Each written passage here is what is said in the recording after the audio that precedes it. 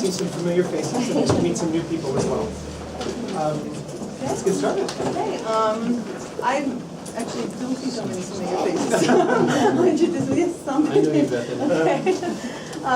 Today we'll be talking about understanding the current state of English medium instruction in Japan, and we've been doing some research in this area. We were hoping the impetus for this research came out of the idea that at our institution, we're from Niigata, the University of Niigata Prefecture, and we were hoping to set up an EMI program at our school, but we were looking for examples of how to go about that. We're having a hard time finding them. We found one very good example was Soka University, and Soka heavily influenced our program and our development. We received a lot of support in that area. But that was about it. We had a hard time finding a lot of detailed information otherwise, so we thought it would be helpful, not only for ourselves, eventually for a wider audience as well, anybody else hoping to move in that direction, to have some more details about what's going on with the development. Basically we collected data through interviews and visits with a number of universities, and also through publicly available documents connected to the different programs at universities and documents released by Next. And then we have results of an online interview, preliminary results of an online interview. So getting started, when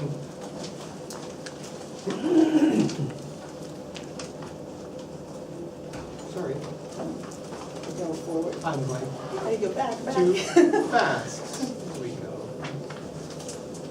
Sorry about that. So when we started this, and when we actually applied for our presentation at this conference, one of the things we promised in our abstract is that we would propose an outline and a framework for understanding what different kinds of EMI programs exist in Japan. And we also promised that we would put discussions of EMI on a solid foundation, a real understanding. However, we can deliver half of what we promised. We can deliver our proposal for understanding the different motivations, goals, makeups, pedagogical outcomes of programs. The real understanding of the current state, what we've actually discovered as our real understanding is that it's a mess. So we're going to discuss the mess. We're going to talk about three things today. We're going to talk about what we know for sure, what we sense and what we think is happening, the indications that we see, but we don't quite have enough evidence to say we know. And then we're going to talk about why it's such a mess. In terms of what we know that EMI is on the rise. We know that English medium instruction in Japan is growing. You can see here, as of 2011, approximately 222 EMI programs were running at undergraduate level. Of those, about 16 in 2011 were running full degrees taught in English, 16 universities. We're mostly focused on undergraduate programs because that's what our program is, and that was our original research design. Those are numbers as of 2011 coming from Momokugakusho. Our best count right now in 2014 is closer to 260, 270 EMI universities offering EMI programs, and English taught programs at about 25-ish. It's a bit unclear, but full degree programs in English taught at about 25 universities. In terms of breakdown, I think we see these figures coming from Momokugakusho are showing that public and national universities are not showing a lot of change over the last few years. They were early adopters of English medium education, and their rates of delivery of EMI have been fairly stable since the early 2000s. However, there is a lot of growth lately in private universities, and that's where we see the growth right now. Okay. Also, we've been able to identify some of the motivations for the EMI programs and the increase in those kinds of programs. If you look at the list here, the first one says to attract the students. Verbalized motivation for beginning these kinds of programs involve both the attraction of foreign and domestic students. Domestic students, and then the incoming cohort is gradually decreasing, and universities need to find a way to attract new students. And Foreign being that if the program is in English, then they were, it seems the assumption is that the more foreign students might come to study in that program. But that's kind of a tenuous connection that we'll talk about in the next slide. Also, the universities seem to have a sense that since the elite universities are maybe going in this direction, or a university down the road, or in our Ken that we compete with, are setting up these kinds of programs, that we also need to, whether they actually think it's a good idea or not, they need to be competitive and stay with the Joneses, so to say. Another reason is the pedagogical benefits.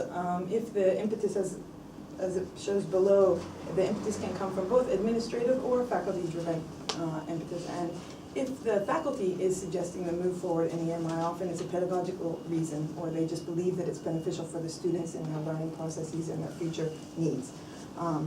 And then the final part might be even more administratively focused, is that to receive funding and government pressure. I kind of put those together because the mixed, and the government seems to be giving lots of money, and for example, the Global 30 or the Global Jinsai and the new super global universities, and in other grants as well. If you include EMI or include internationalization, then you tend to get the money. So through the money, there's a pressure coming in that direction. So the EMI programs can possibly provide more money. If we look at the students who seem to be in the EMI programs, it seems that, as Howard mentioned, the EMI is increasing. The number of programs around are increasing, but the number of students who are actually involved in EMI seems to be still very, very minimal. And on each campus, it's probably less than 5%, and more close to 2 or 3% in each campus, unless you're talking about campuses that are run entirely in English, excluding those campuses. Even campuses that have full degree programs in English tend to still, they're full degree program, but only 20 or 25 students compared to the whole entire student body. It's still not a large percentage. So it's not, it is increasing, but the student number percentage of students isn't as high as we had expected. The majority of students tend to be domestic. This is an interesting point, I think, whereas EMI seems to be connected to foreign students sometimes, but it seems like the majority is very much a domestic student body. A large number of the foreign students that are in Japan are from China, and Asian students, and specifically from China, so that they have possibly a stronger kanji base, and they're able to move into the Japanese medium programs rather easily. But this could be changing, considering one, that it seems the Chinese student intake is actually leveling off, so that if universities hope to attract foreign students from other countries, they're going to need to appeal to students that maybe wouldn't be able to pick up on the Japanese medium as quickly. As well as the Global 30 and some other programs are increasing, so that might have an effect on the change here. Currently, this is how it looks for the student breakdown.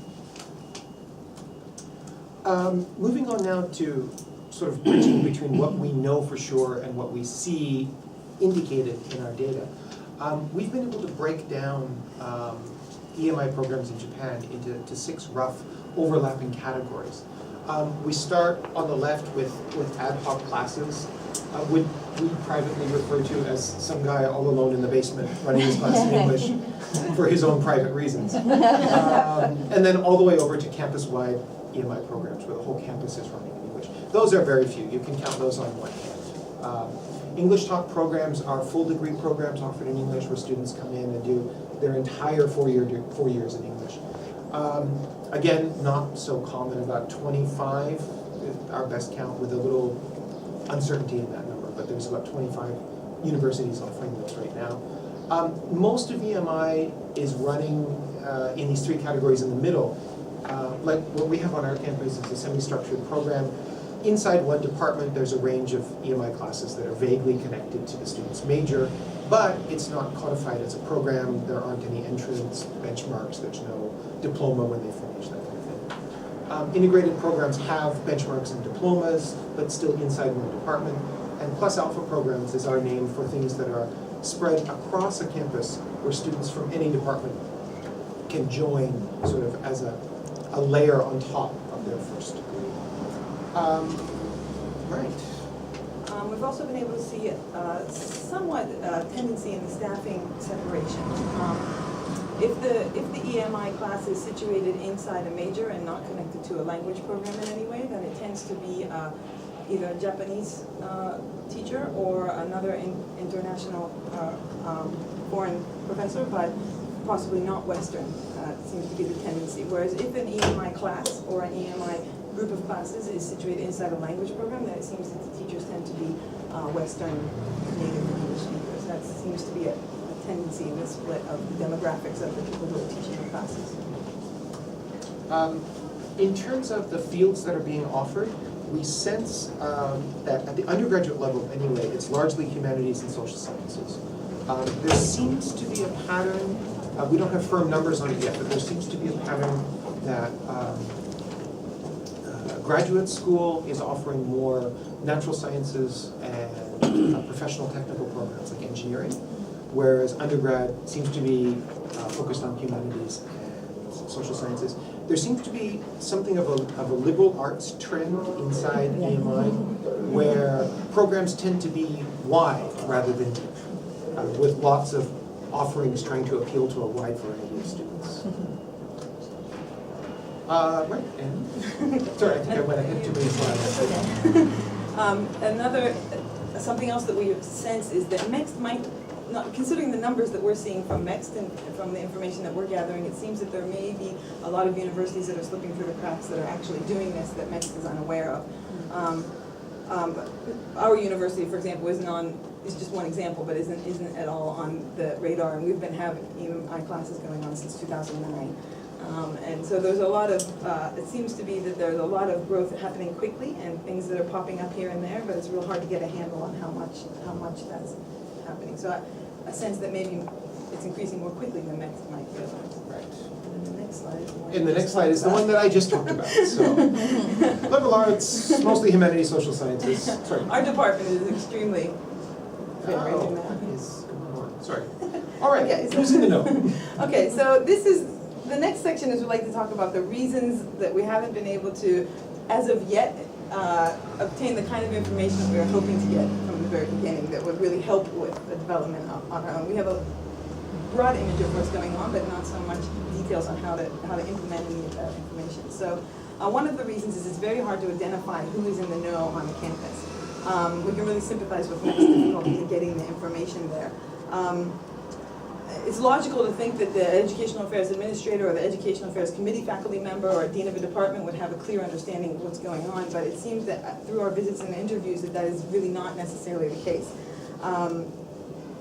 Some of the reasons may be is that the degree of autonomy that's in Japanese universities education, any professor can do what they want without much questioning across the board. It seems to be something that happens a lot, as well as the continuous change. The people, the administrators, I don't mean the dean, I mean the jimu, the office administrators, those people, they change desks every 2 years or 3 years, and the committee members as well change every 2 or 3 years, so the institutional memory and the institutional joint understanding of what's happening there is really hard to pinpoint. And when we went, as we were setting up our own program, we visited Soka, and I'm not sure if that's what I was going to say, but we visited Soka, and it was very, very nicely organized. We got lots of information in one short visit with this program, this program, this program, this professor, and this goal, this goal. So when we were setting up our own research, we kind of had that in mind as, oh, we'll go visit and get this information. But as we visited, it was clear that that information wasn't necessarily coming from all of those sources as we had expected. So it's difficult to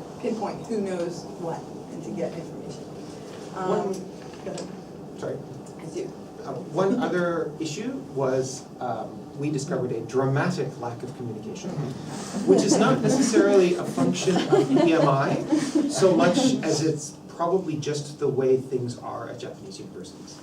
But Or maybe in USAI too, I don't know. We don't know. But we discovered examples of things like 2 departments on the same campus both running EMI programs in dramatically different ways without talking to each other. Faculty members not sharing, not discussing, not learning from each other's experience. Program designers not talking to the teachers in the program. I did interviews on one campus, and the 3 people who were teaching the classes in EMI asked me what the grand plan was, because they knew that the day before I had interviewed the program leader. And between faculty and administration, very little communication goes on. One university that I visited, and I interviewed faculty who are teaching in their degree program, taught in English. Their administrative staff answered our survey saying they don't have a full degree program taught in English. So the admin staff doesn't know what's happening, or like Bethany said earlier, the admin staff is new as of April, and they're answering the questions without really knowing what's going on. So, yeah, that's maybe a flaw in our research design, that we assumed we were going to get correct information. And we're not, we're discovering that Serious we're not. adjustment in that area, if anybody has suggestions. Okay, are we, time, I don't know. We just got the 5 minutes. Oh, okay, I didn't see, okay. The next thing, another issue with the gathering the information is the definition of EMI is still evolving, I think. And what is EMI and what is a language class is still something hard to separate. Since 2007, I think, MEX has been using this definition, but still the word primary aim is involved there. So when it comes down to primary aim, that means there's still other aims. And how do you rank which one in which classroom is, for example, the program's aim might be one thing and the classroom's aim might be another thing. So do you consider it EMI or not? It's very difficult to categorize that, especially with the increase of the CLIL, I think, of the content and language integrated learning happening around in a lot of language programs on the continuum of CLIL and the hard CLIL, and the focus, there's a heavy focus on the content learning. So even though it's situated inside a language program, the content may be the primary goal of learning. So then do you categorize it as an EMI class or not is something that is difficult right now. And the final issue that we found is something that we're calling the stealth programs. Programs that are hidden from the world. It may be for political reasons on campus or from pressure from non-participating faculty that this cannot be officially recognized. So we found EMI programs that are hidden behind names like English Communication 1 or Writing 2 is in fact an American history class. And things like that. Also comes from lack of understanding from admin or senior faculty, so that programs are not recognized and put on the curriculum as a thing. And classes exist individually as ad hoc classes. Or programs that are in development and not quite ready to call themselves EMI. Programs that we visited evolved from a content-based learning of English to a CLIL program, and they're now sort of on the EMI end of the spectrum, but they're not quite ready to declare themselves as an EMI class yet. So where do they fit? Do we count them? Do we not? It's a bit vague. 2 minutes. Thank you. So just to wrap up, because we have 2 minutes left.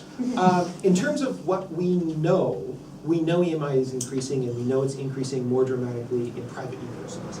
Public universities increased quite quickly 10 years ago, and then leveled off. But the private universities are not catching up. We have a pretty clear sense of motivations for EMI. We know who the students are, they're largely domestic students. And we have a clear sense of what the 6 different types of programs are. We sense, but don't yet quite have enough evidence to tell you that we know that there is a breakdown in staffing depending on how the programs are positioned, that there's a lot of underreporting in the numbers coming out of Next. And that the fields of EMI at undergraduate school tend to be humanities and social sciences. So that is some information that is helpful to know and help position where your EMI program might be if you're beginning one, but it doesn't really help with the solid foundation or the setting, the types of information that you would hope to set up a program. For example, in terms of language support, what is necessary, or how are the students faring in these programs that exist, or when you're going to set up a program, what issues absolutely need to be addressed or to be taken care of. Those kinds of, that's the kind of information that we were hoping to have, and we, as of yet, have a hard time locating for the reasons mentioned, and that's where we would hope to go from here. So right now we're working on what we like to call the NKB model, the non-coherent knowledge-based model, where we see a lot of stuff happening, but we don't have a coherent picture yet of what's going on. So I'm sorry we couldn't deliver on the promise we made in our abstract, but this is where we are now, and this is where we're stepping off from for our continuing research. So thank you very much. We have a handout and a couple of copies of a related paper if anyone's interested afterwards. That's what's on. Should we Thank you very much. move out? Perhaps it's a good idea Okay. just to Okay.